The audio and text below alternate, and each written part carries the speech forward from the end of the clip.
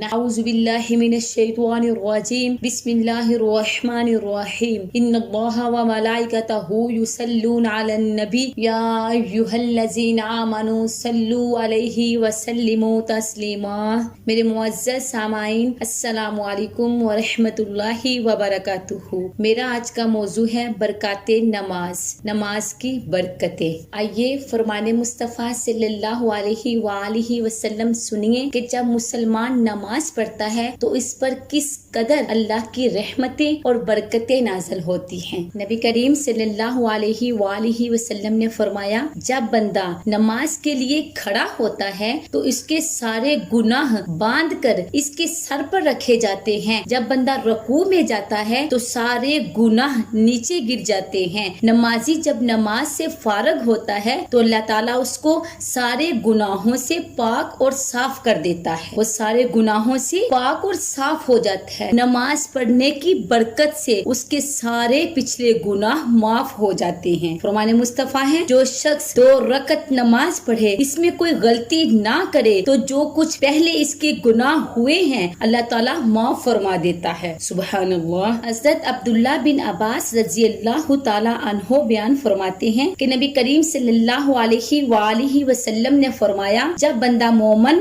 نماز کی ادائیگی کے لیے اللہ کی بارگاہ میں آتا ہے اور اللہ اکبر کہتا ہے تو وہ شخص گناہوں سے ایسے پاک اور صاف ہو جاتا ہے جیسے اپنی ماں کے پیٹ سے ابھی پیدا ہوا ہو، اور جب سبحانک اللہم کہتا ہے تو اللہ اس کے نامہ اعمال میں اس کے جسم کے بالوں کی تعداد کے برابر 1 ماہ کی عبادت لکھنے کا حکم دیتا ہے، اور اس کی قبر کو کشادہ کر دیتا ہے، اس کی قبر کھلی ہو جاتی ہے۔ پھر جب اعوذ باللہ من الشیطان الرجیم کہتا ہے تو موت کی سختی اس پر آسان ہو جاتی ہے، اور جب بسم اللہ الرحمن الرحیم پڑھتا ہے تو اس کے نامہ اعمال میں 4000 نیکیاں لکھی جاتی ہیں، سبحان اللہ، اور 4000 برائیاں مٹا دی جاتی ہیں، اور 4000 درجے بلند ہو جاتے ہیں نماز پڑھنے سے جب وہ بسم اللہ الرحمن الرحیم پڑھتا ہے۔ پھر جب سورۃ فاتحہ پڑھتا ہے تو اللہ تعالیٰ اسے حج یا عمرے کا ثواب عطا فرما دیتا ہے، اور جب سبحان ربی العظیم کہتا ہے تو احد پہاڑ کے برابر سونا خیرات کرنے کا ثواب پاتا ہے، اور تمام آسمانی کتابوں کے پڑھنے کے ثواب کا حقدار ہو جاتا ہے، اور جب سر اٹھا کر سمع اللہ لمن حمیدہ کہتا ہے تو اللہ تعالیٰ کی نگاہ